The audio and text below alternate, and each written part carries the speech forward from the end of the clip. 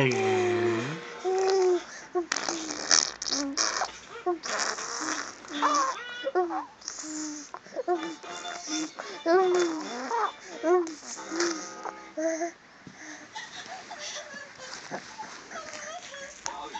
pero si no está tan mal.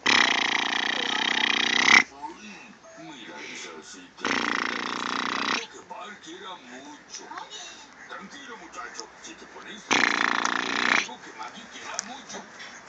No entiendes, papá. Este saxofón es como mi mejor amigo. No tengo deseo de ¿Recuerdas cómo llegó? No. Bueno, pues todo sucedió en 1990. Entonces, el artista reconocido como Prince era conocido como Prince. Creció y cuando entretenía a Estados Unidos con canciones, rutinas cómicas y muchos programas de relleno. Y Bart esperaba con ansia su primer día de escuela.